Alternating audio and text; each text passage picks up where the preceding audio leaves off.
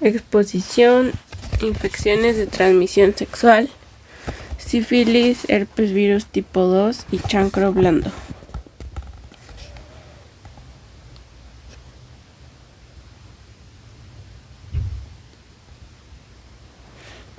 Bueno, primeramente, la sífilis es una infección crónica generalizada que es causada por el microorganismo Treponema pallidum, perteneciente a la subespecie Pallidum. Es una infección que se transmite por vía sexual y puede ser transmitida también de manera vertical. De esto se refiere a que una madre puede transmitírsela a su hijo cuando está embarazada. Esta infección se caracteriza por episodios de actividad separados por periodos de latencia, es decir, hay una lesión primaria y esta remite, pasa un periodo de latencia, puede volver a surgir una lesión secundaria o bacteremia secundaria y esta infección puede entrar en una fase que se llama de latencia, la cual va a ser caracterizada porque es subclínica, no se presentan síntomas durante esta etapa y puede variar en los años, pueden ser pocos años, puede darse en el primer año o pueden pasar 30 años para que vuelva a resurgir la sífilis. Si esta infección no es tratada desde la lesión primaria y pasa desapercibida como puede pasar, y pasa la lesión secundaria que también se volvería desapercibida y luego a la latente, entonces después de muchos años puede llegar a una fase tardía.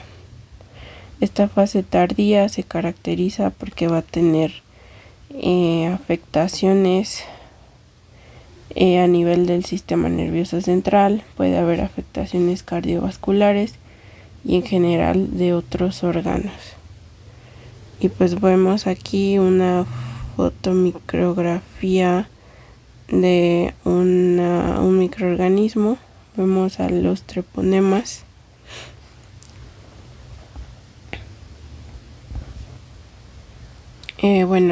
Dentro de la etiología se encuentran en la familia Spirochaetales, que comprende 4 géneros, son patógenos para los seres humanos.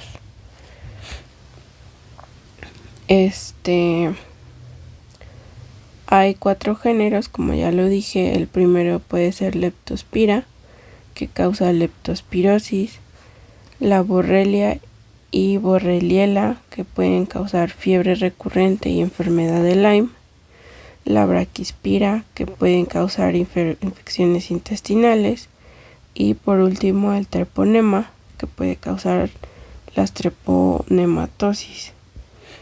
Dentro de este género hay 4 subgéneros que pues encontramos el Pallidum, que va a ser el causante de esta infección, la sífilis venérea, el Pertenue, que puede causar pian o frambesia, Endemequim, que causa Begel o sífilis endémica, y el Carateum, que puede causar pinta.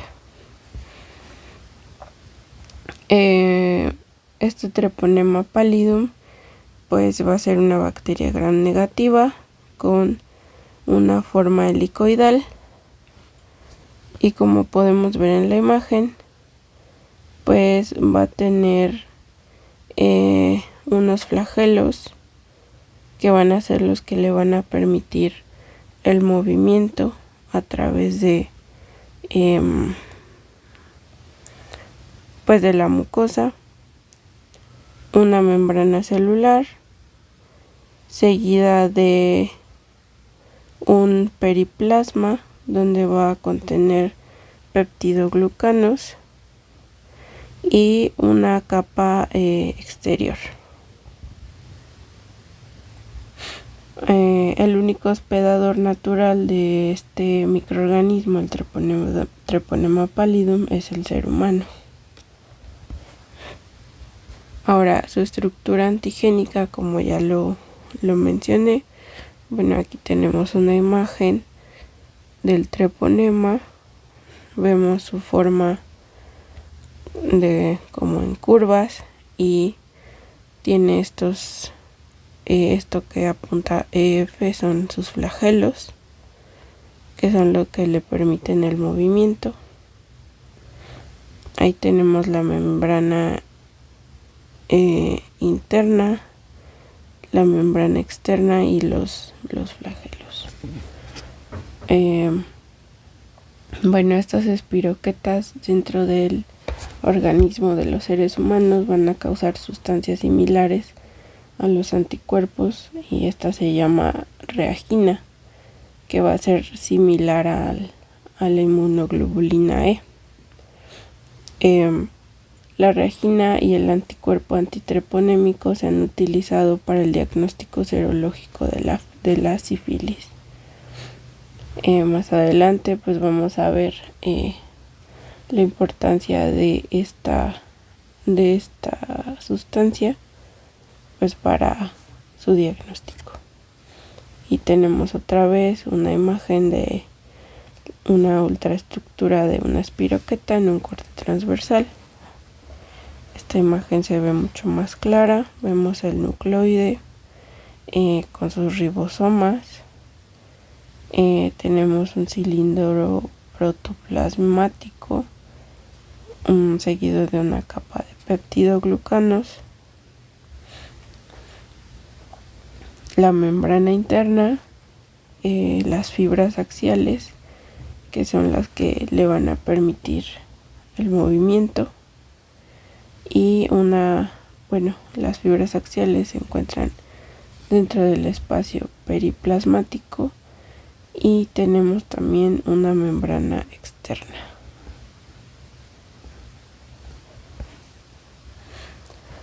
La epidemiología de esta infección de manera global pues se tiene que es un grave problema mundial.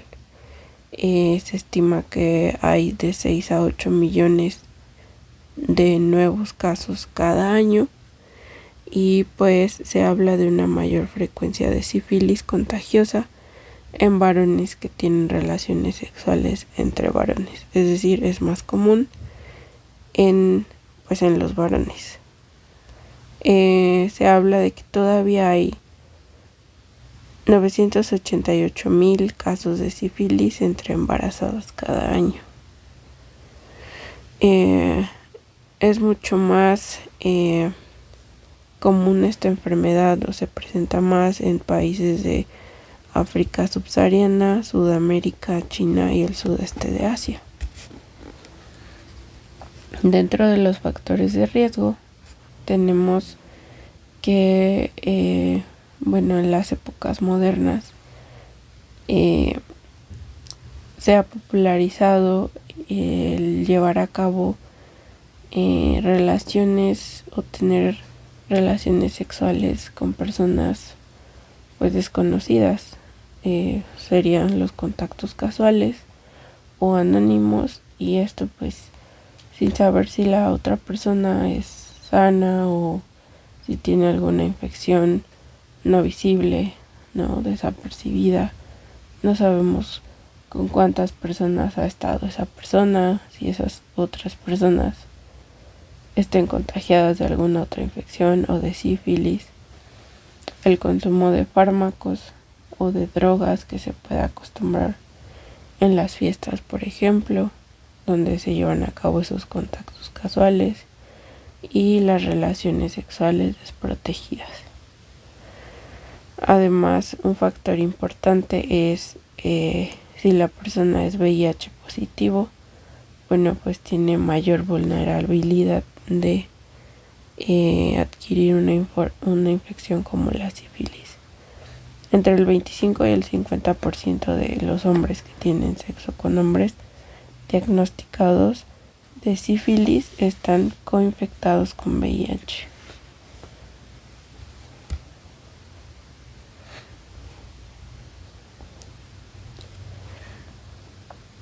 Bueno, dentro de la patogenia tenemos que la sífilis adquirida, porque también está la sífilis congénita, que es transmitida al feto por la madre, puede ser durante el parto o de manera vertical, pero bueno, en este caso nos vamos a enfocar en la sífilis adquirida.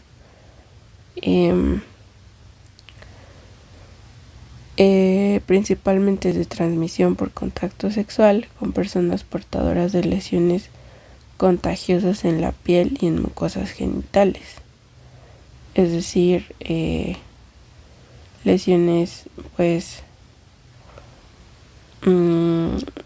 activas en los genitales, en el pene, en la vagina, en el ano, que es donde pues principalmente se da el contacto. Estos pueden ser el chancro, que es la lesión primaria que vamos a ver, las placas mucosas, los exantemas cutáneos o los condilomas planos. En su faceta primaria, digamos, de la infección o en la lesión primaria, pues estas lesiones son sumamente contagiosas.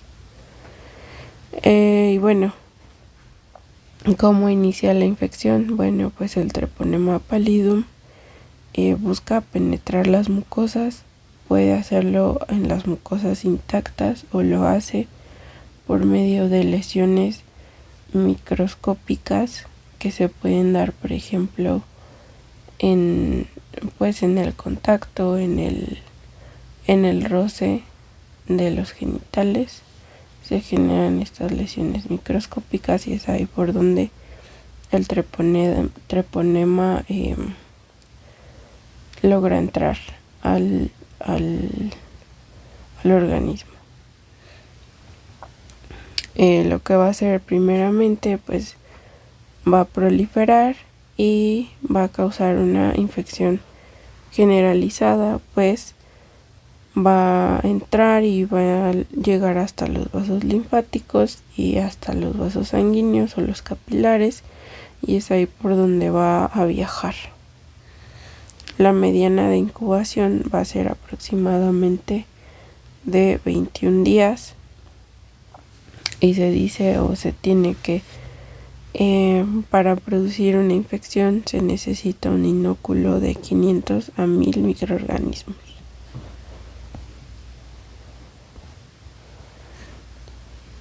La evolución natural y patogenia de la sífilis no tratada. Bueno, esta evolución natural se va a dar cuando surge la lesión primaria y pasa desapercibida y no es tratada y continúa con pues la evolución. Y tenemos que el treponema pallidum penetra rápidamente en las mucosas íntegras, ya lo habíamos dicho, las erosiones microscópicas. En pocas horas entra en los vasos linfáticos y en la sangre. Entonces tiene esta infección generalizada, logrando focos metastásicos alejados antes de que aparezca esta lesión primaria. Bueno, estos datos ya los comenté. La lesión primaria va a aparecer de 2 a 10 semanas después en el sitio de inoculación, que va a persistir por 4 a 6 semanas. Esta se va a curar de manera espontánea. Pues vamos a ver que esta lesión primaria no es dolorosa y pues puede pasar desapercibida como un pelo enterrado o una lesión inofensiva. Después viene un periodo de latencia o puede solaparse la lesión primaria con la sífilis secundaria, donde vamos a tener lesiones parenquimatosas que igualmente pueden en muchas ocasiones pasar desapercibidas o pues simplemente ignorarlas y pasar a la fase de latencia, donde es subclínica. Como ya lo mencioné, pueden pasar años para que la sífilis vuelva a reactivarse. Pero estos casos son raros porque pues actualmente ya hay mucho más información y pues no pasan desapercibidas las lesiones tan fácilmente. Además de que se da mucho con la coinfección por la infección del VIH. Dentro de las manifestaciones clínicas tenemos a la sífilis primaria, como ya lo he dicho al principio. Y esta sífilis primaria va a ser una lesión que se le llama chancro primario, típico. Comienza con una pápula indolora en los genitales, puede ser en el pene, en el ano, en la vulva, en la vagina, en el cuello uterino, que pues si surge en estos lugares con mayor razón pasa desapercibido, sobre todo porque es una pápula indolora. Esta se erosiona y se endurece. Característico de esta lesión es que los bordes de la úlcera adquieren una consistencia cartilaginosa, es decir, es fácil a la exploración física o a la palpación identificar estos bordes. Bueno, como ya lo dije, la ubicación suele ser en el pene, en el conducto anal, el recto, la boca, el cuello uterino y los labios vulvares. También se van a presentar linfadenopatías regionales, obviamente cerca de la región genital,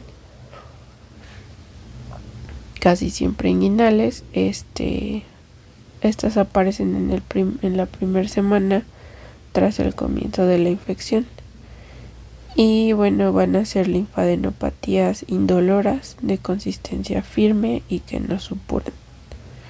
Normalmente son bilaterales. Este chancro o lesión primaria se va a curar en 4 a 6 semanas. Y las linfadenopatías por su lado pueden persistir por meses. Ahora,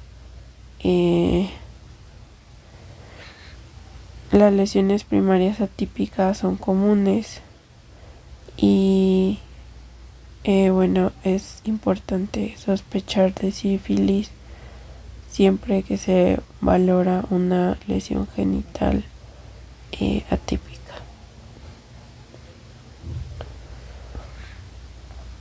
Bueno, aquí tenemos la imagen de la lesión primaria o del chancro. Como podemos notar, está en el pene y se ve una lesión limpia, no supura, y se ven claramente los bordes. Aquí tenemos otros ejemplos de lesión primaria en otras regiones del cuerpo. Aquí hay otra en el pene del lado izquierdo. Y aquí tenemos una en el ano. Es pequeñita, pero ahí está. Y en la boca. Dentro otra vez de las manifestaciones clínicas, ahora en la sífilis secundaria, bueno, esta va a aparecer 2 a 8 semanas después del chancro inicial. Sin embargo, pues como ya lo dije, se puede solapar con el chancro, es decir, puede aparecer cuando aún el chancro está presente. Va a ser un exantema cutáneo y va a haber una linfadenopatía generalizada, igualmente no dolorosa, aquí dice el chancro primario puede persistir en 15% de los enfermos, es lo que comentaba, que se pueden solapar, y incluso las fases se traslapan en individuos que tienen una infección por VIH. El exantema cutáneo, entonces van a ser estas lesiones maculosas, papulosas o sifílides, como se le llaman. Vemos aquí lesiones en el tronco y bueno, son las lesiones iniciales, máculas de color rojo pálido o rosa, circunscritas y no pruriginosas, no causan comezón, repartidas en el tronco y en la zona proximal de las extremidades. Sin embargo, una característica muy importante de la sífilis es que estas máculas se van a presentar en las palmas y plantas de los pies, lo que va a sugerir fuertemente el diagnóstico de sífilis. Aquí tenemos otras lesiones que pueden surgir en la sífilis secundaria o en la lesión secundaria. Los condilomas planos, que van a ser áreas intertriginosas. Estas se van a surgir en áreas intertriginosas, es decir, en áreas donde pues son calientes y húmedas. Estas pápulas se van a agrandar hasta originar lesiones amplias, húmedas de color rosa o gris blanquecinas muy infectantes. Pueden darse, por ejemplo, en el ano, en el escroto, y estas pues ocurren en 10% de las personas con sífilis secundaria. Y tenemos pues esta imagen del condiloma plano.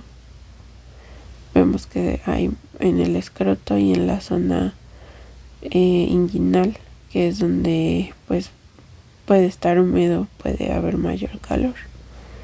Las placas mucosas por su lado son erosiones de la mucosa superficial. Puede ser en la boca o en los genitales. Son indoloras de color gris plateado o con la periferia roja. En este caso pues también pueden ser blanquecinas y pueden salir pues en la boca. Esta lengua se le llama lengua en prado cegado. Son muy contagiosas, sumamente contagiosas, entonces esto significa que no necesariamente el usar protección como el condón en las relaciones sexuales nos va a proteger al 100%, no, porque puede haber zonas extragenitales como la inguinal donde haya una lesión activa y esta lesión puede infectar a la otra persona, por eso son muy contagiosas. También puede haber alopecia, como vemos aquí en estas imágenes, se le llaman mordedura de ratón. En las cejas también se puede presentar. Otros síntomas suelen ser síntomas generales como dolor faríngeo, fiebre, pérdida de peso, malestar general, anorexia, cefalea y meningismo. En 1% a 2% de los casos se observa meningitis aguda. Esto se va a observar en el líquido cefalorraquídeo con un aumento de las células y un aumento en la cantidad de proteínas, además del hallazgo de treponema pallidum en el líquido cefalorraquídeo. También puede haber hallazgos oculares relacionados con anormalidades pupilares y neuritis óptica, además de la iritis o uveitis típica, lo cual si no se diagnostica y no se trata de manera oportuna puede ocasionar ceguera. También tenemos a la sífilis óptica, que puede ocasionar pérdida auditiva neurosensitiva, vértigo o tinnitus. dentro de las complicaciones menos frecuentes pueden estar las hepatitis, la nefropatía, las lesiones gastrointestinales, la artritis y la periostitis. Bueno, si hablamos de las lesiones secundarias, estas pueden involucionar dentro de un periodo de 1 a 6 meses. En la sífilis latente, bueno, pues como lo dije, es subclínica y se puede diagnosticar si se establece en una persona si se tiene una persona sin tratamiento, que no presente las manifestaciones clínicas y solo haya reactividad serológica, como vamos a ver más adelante. Esto con resultados normales en el análisis del líquido cefalorraquídeo. Puede haber dos tipos de sífilis latente: la temprana, que se va a limitar al primer año después de la infección, y la tardía, que persiste por más de un año o un lapso desconocido. Sin embargo, pues hoy en día es rara porque no se permite llegar hasta este punto de la enfermedad, pues se atiende de manera más temprana. Y también tenemos la sífilis por reinfección, que son personas que contraen múltiples episodios de sífilis, y esto va a tener implicaciones importantes tanto en el cuadro clínico como en las pruebas serológicas, como el VDRL o la reagina plasmática rápida, que vamos a hablar un poco más adelante, y las pruebas treponémicas, pues vamos a ver que se van a mantener reactivas, especialmente las treponémicas. Y dentro de las implicaciones importantes, pues es que en el cuadro clínico cada vez va a ser, digamos, más leve o más difícil de detectar, lo cual va a complicar el diagnóstico, y pues puede que sea más fácil no prestar atención a estas lesiones y dejar que evolucione la enfermedad. Y bueno, entonces se van a tener sífilis por infección, episodios asintomáticos o más leves, como lo dije, y esto va a tener una menor probabilidad de reconocer al treponema pallidum en la sangre o en el líquido cefalorraquídeo. Ahora, las manifestaciones de la sífilis tardía pueden afectar al sistema nervioso central, y tenemos a la neurosífilis asintomática y la sintomática. En el caso de la asintomática, el diagnóstico se hace en personas sin síntomas ni signos de anomalías en el sistema nervioso central, pero sí hallazgos anómalos en el líquido cefalorraquídeo, como pleocitosis de los leucocitos mononucleares, proteinorraquia y reactividad en el líquido cefalorraquídeo en la prueba de VDRL. O sea, vamos a encontrar al treponema. 40% de la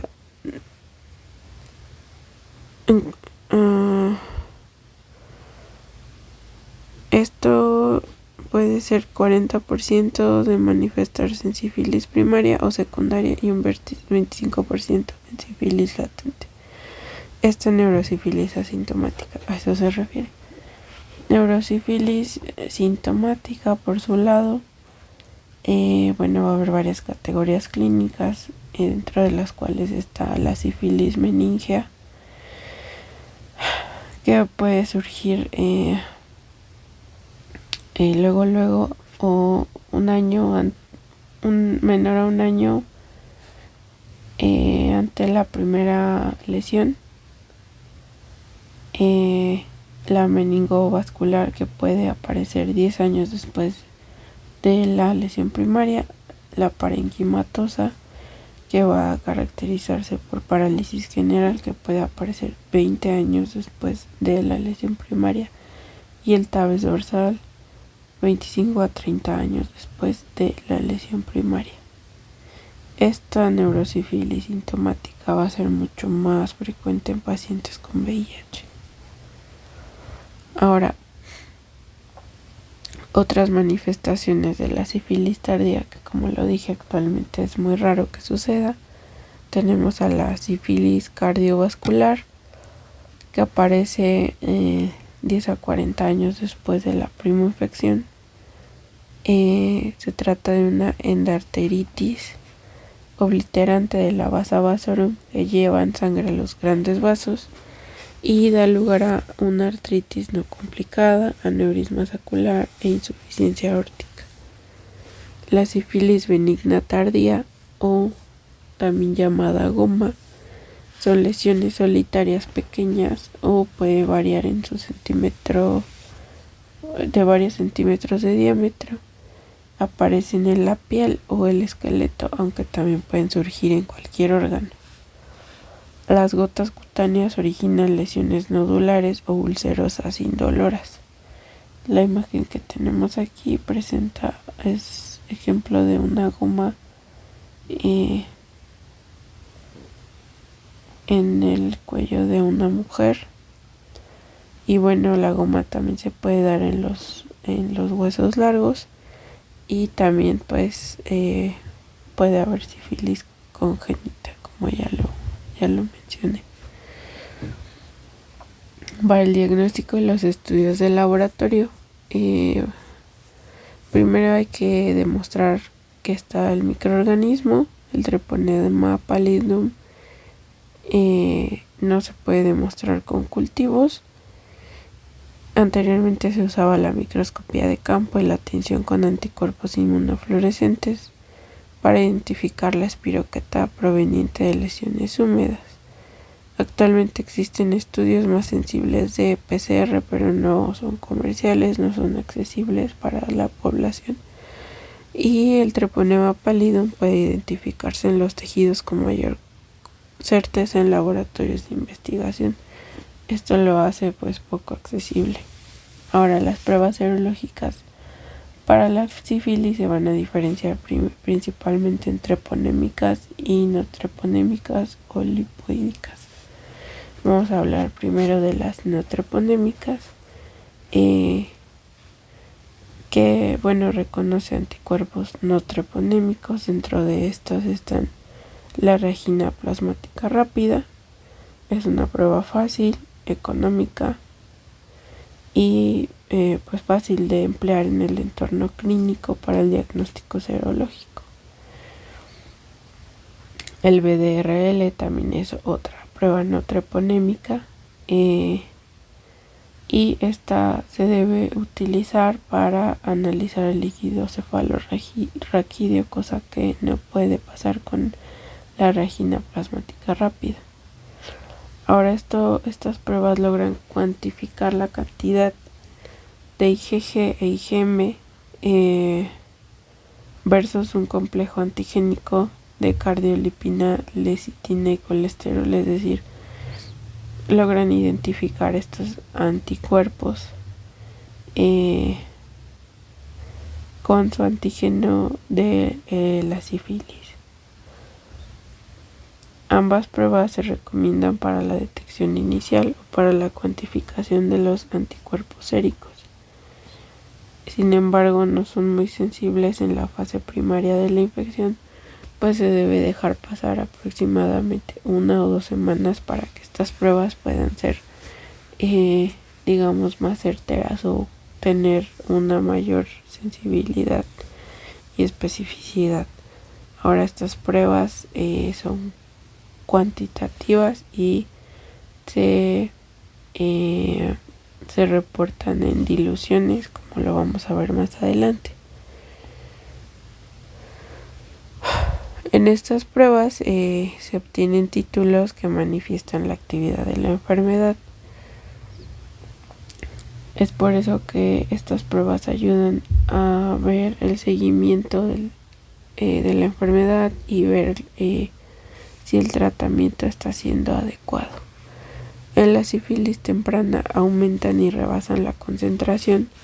Por ejemplo, en una disolución de 1:32 en la sífilis secundaria, que puede descender después sin el tratamiento. Sin embargo, si se habla de una reducción de 4 diluciones, o sea, si teníamos una dilución de 1:32 y se reduce en 4 diluciones, que sería 1:8, entonces se habla de que el tratamiento de la sífilis ha sido adecuado, pues estas diluciones se han reducido. La prueba de VDRL o RPR reactivas, cuando salen positivas, deben confirmarse con una prueba treponémica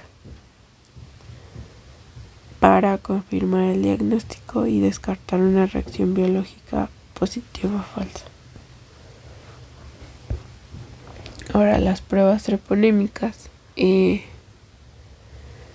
Los métodos de esta categoría van a medir los anticuerpos contra los antígenos de Treponema pallidum. Se utilizan para saber si un resultado positivo obtenido de un método no treponémico realmente lo es o es falso, como lo había mencionado. Estos métodos son menos útiles porque una vez que se han detectado en la primoinfección, por el resto de la vida de esa persona, estas pruebas van a salir positivas, sin importar qué tipo de tratamiento haya llevado. O sea, siempre van a existir esos anticuerpos contra este antígeno. Y bueno, este método es cualitativo, pues se reporta como reactivo o no reactivo. Reactivo si presenta anticuerpos contra el treponema, o no reactivo si no hay anticuerpos contra el treponema. Dentro de estas pruebas pueden estar la prueba de absorción fluorescente de anticuerpos antitreponémicos, FTA-ABS, y la aglutinación de partículas de Treponema pallidum. Ambas son más sensibles para la sífilis primaria que las pruebas no treponémicas. Sin embargo, pues su utilidad simplemente es para confirmar el diagnóstico, debido a que, pues como ya lo mencioné, una vez que salen positivas, siempre saldrán positivas y no funcionan para el seguimiento y la revisión de si el tratamiento está siendo adecuado. Ahora, pues para la valoración de la neurosífilis se debe prestar atención a el examen de líquido cefalorraquídeo, que va a presentar pleocitosis, es decir, mayor a 5 leucocitos por microlitro, y el aumento de la concentración de proteínas mayor a 45 miligramos sobre 100 mililitros, y a la reactividad de la prueba de VDRL. Es importante detectar a los sujetos con más riesgo de padecer o generar neurosífilis para que se pueda aplicar un tratamiento adecuado. Pues las personas que son VIH positivas, pues como vimos, es más probable que adquieran una enfermedad como la sífilis y son más vulnerables a padecer complicaciones del sistema nervioso central. Ahora, el tratamiento de la sífilis adquirida va a ser la penicilina G. En concentraciones bajas, esta destruye el treponema, pero se necesita un lapso prolongado de contacto con el antibiótico para que esto sea efectivo. En 75 años, este ha sido el mismo tratamiento, pues no se han presentado datos de resistencia. O sea, es sumamente eficaz esta penicilina frente al Treponema pallidum. Ahora, bueno, tenemos aquí un cuadro con el tratamiento. Para la primaria, secundaria temprana latente, pues se utiliza la penicilina G benzatínica, una dosis única de 2.4 millones de unidades por vía intramuscular, y al tener un líquido cefalorraquídeo anormal se debe tratar como una neurosífilis. En pacientes con alergia confirmada a la penicilina, pues se debe utilizar clorhidrato de tetraciclina o doxiciclina. Ahora, para la sífilis tardía latente, se va a utilizar igualmente penicilina G benzatínica, 2.4 millones de unidades intramuscular cada semana durante 3 semanas.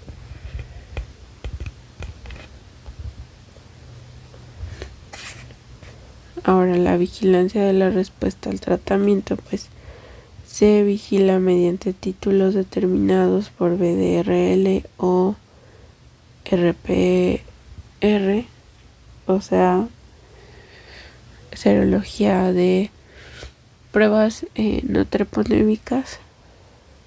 Los individuos con sífilis primaria o secundaria deben valorarse 6 a 12 meses después de recibir tratamiento, y las personas con sífilis latente a los 6, 12 y 24 meses. Esta vigilancia debe ser mucho más estrecha en personas que sean VIH positivas. Ahora, el herpes simple tipo 2, el herpes virus tipo 2, va a ser un herpes genital. Es una enfermedad de transmisión sexual causada por, puede ser herpes virus, el virus del herpes simple tipo 1 y el tipo 2, el cual se tiene que el tipo 2 clásicamente señalado como el que da lugar a infecciones anogenitales o herpes neonatal.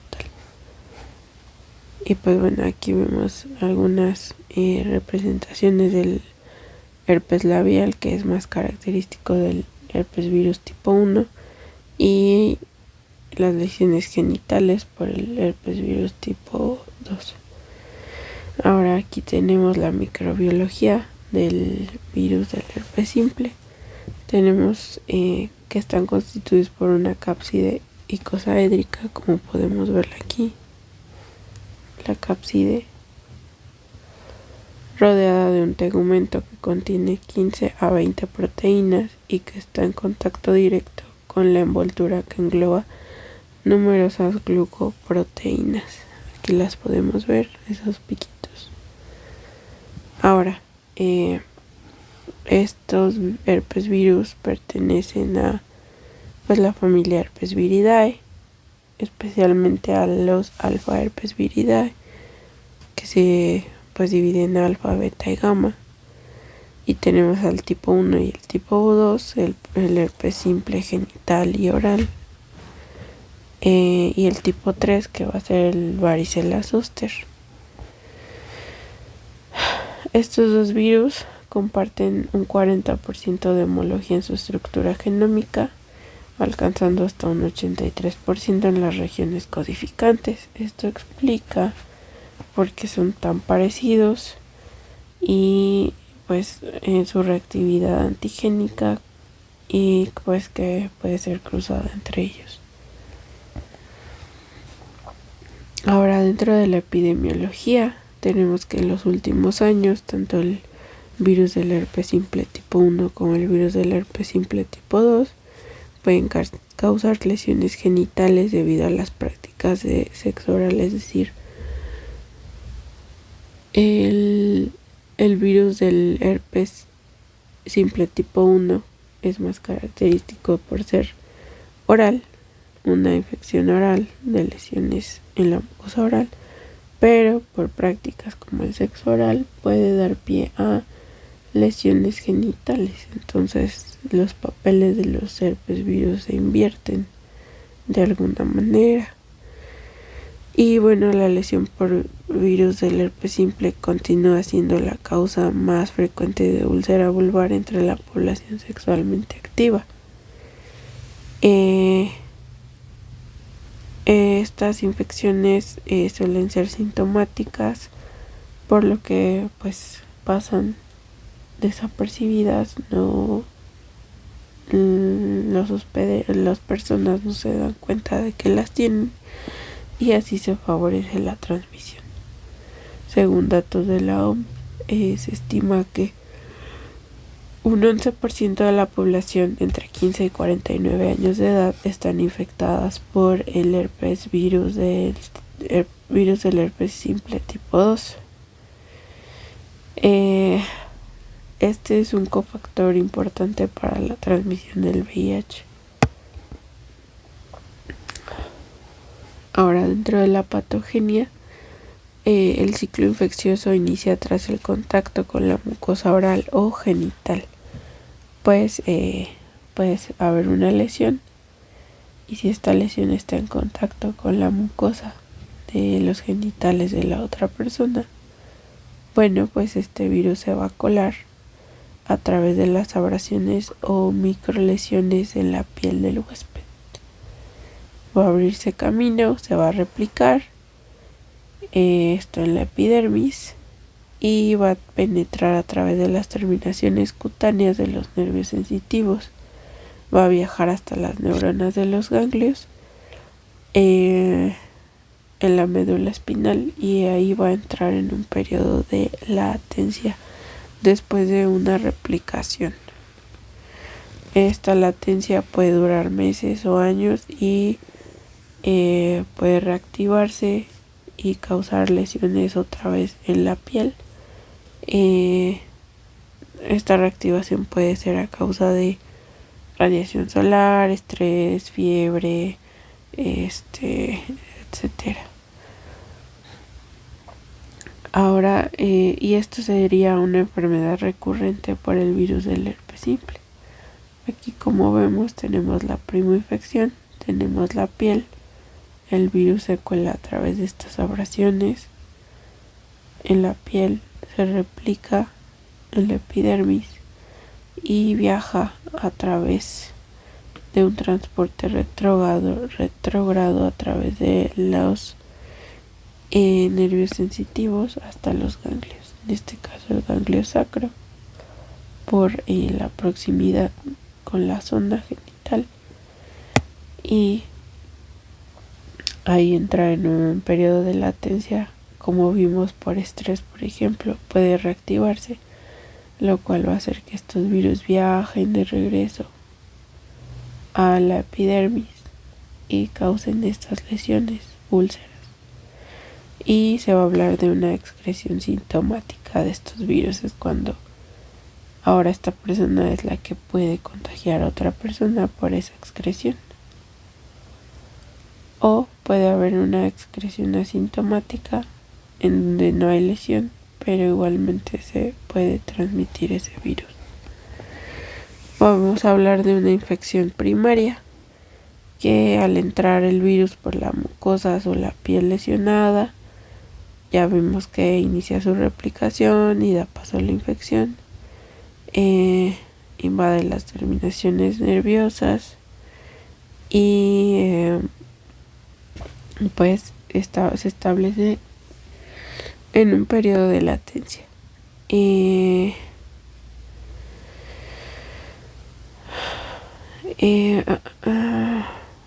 Estas infecciones genitales por el virus del herpes simple tipo 2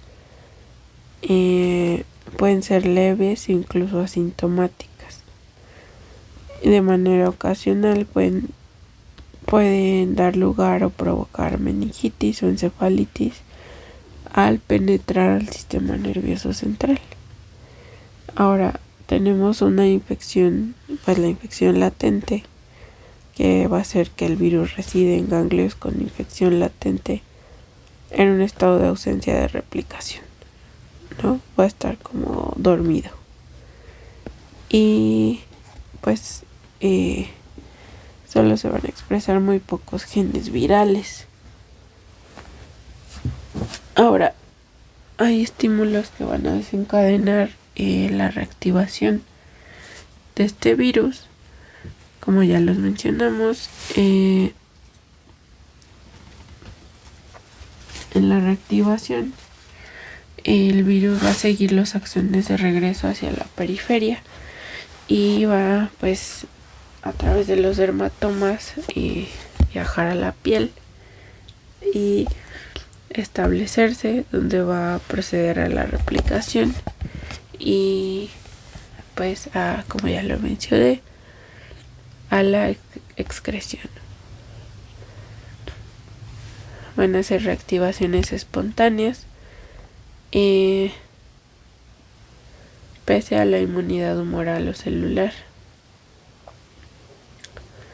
Este tipo de inmunidad, estas dos inmunidades, la inmunidad adaptativa va a ser la que va a limitar la replicación del virus local y pues es lo que va a provocar que las infecciones latentes que se vuelvan a activar sean menos graves, sean más leves y más difusas. Ahora, dentro de las manifestaciones clínicas,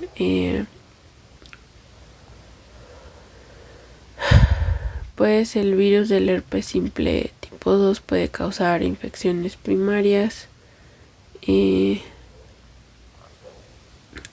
Quedan como resultado infecciones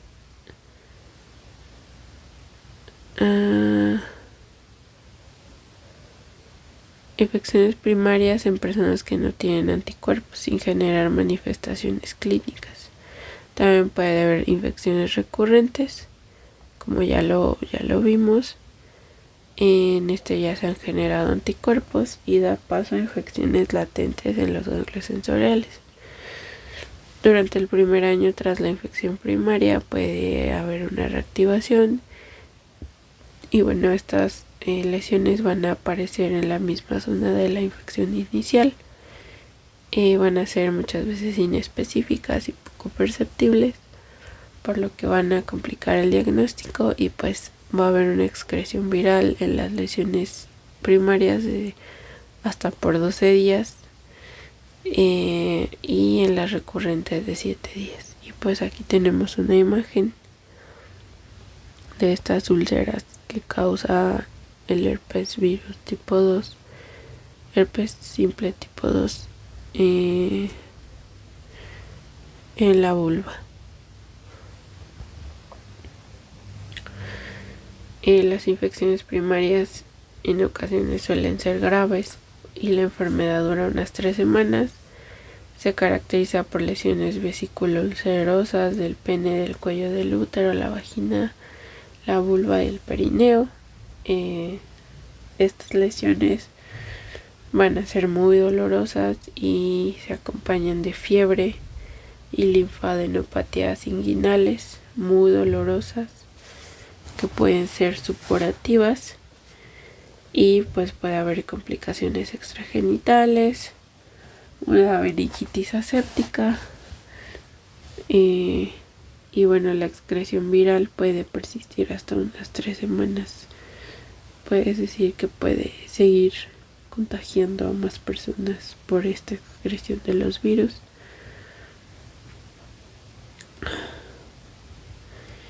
Y bueno, el diagnóstico de laboratorio va a ser una reacción en cadena de la polimerasa.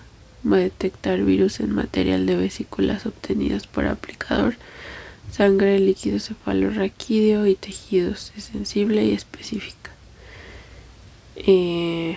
Bueno, estas van a ser como las pruebas de laboratorio que van a ayudar al diagnóstico clínico, que va a llevarse a cabo mediante la historia clínica del paciente, la exploración física, el examen externo e interno de los genitales y la búsqueda de adenopatías. Ganglios móviles, firmes, muy dolorosos. También vamos a tener como otra prueba el aislamiento y reconocimiento del virus por medio del cultivo del virus, que es una técnica de uso común, particularmente para el diagnóstico de enfermedades mucocutáneas. La citopatología, que va a ser un método citológico rápido, consiste en teñir las muestras obtenidas por raspado de la base de la vesícula y se van a teñir con tinciones como Giemsa, y la presencia de células gigantes multinucleadas indica que está presente un herpes virus. Ahora, por serología, pues la utilidad diagnóstica de los análisis serológicos va a estar limitada por los múltiples antígenos compartidos por virus del herpes 1 y del 2.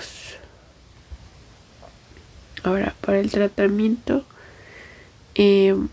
una vez que se tiene el diagnóstico clínico y se sospecha de esta entidad, pues se puede hablar de un tratamiento empírico o sindrómico que es recomendado por la OMS. Esto con el objetivo de llevar a una curación mucho más rápida y al alivio de los síntomas y a una disminución del riesgo de transmisión. Ahora, el tratamiento de elección es la aplicación de antivirales orales como aciclovir, valaciclovir y famciclovir, que reducen la gravedad y la duración del episodio. El tratamiento tópico no es recomendado porque pues simplemente va a generar resistencia a los antivirales, Y bueno, dentro del tratamiento y los regímenes de 5 a 10 días se va a dar aciclovir 400 miligramos 3 veces al día o aciclovir 200 miligramos 5 veces al día. Famciclovir 250 miligramos 3 veces al día o valaciclovir 500 miligramos 2 veces al día. Se recomienda también un tratamiento adyuvante con baños con solución salina y el uso de analgésicos. El herpes genital recurrente, el tratamiento va a ser aciclovir 800 miligramos 3 veces al día durante 2 días. Y famciclovir 1 gramo o 2 pastillas en un solo día o valaciclovir 500 miligramos 2 veces durante 3 días. Ahora, el chancro blando pues es causado por el Haemophilus ducreyi, que produce un chancroide o chancro blando, y es una enfermedad de transmisión sexual.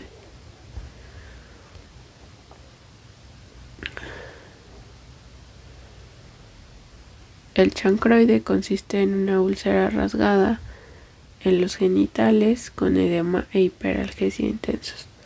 Los ganglios linfáticos regionales están aumentados de tamaño y son dolorosos. La enfermedad debe distinguirse de la sífilis, la infección para el herpes simple y el linfogranuloma venéreo. El periodo de incubación va a ser de 4 a 10 días, luego del cual aparece un chancro doloroso de base no indurada que empieza como una pápula que se ulcera con rapidez, se autoinocula con facilidad y produce lesiones múltiples. En México es de notificación obligatoria para el sector salud.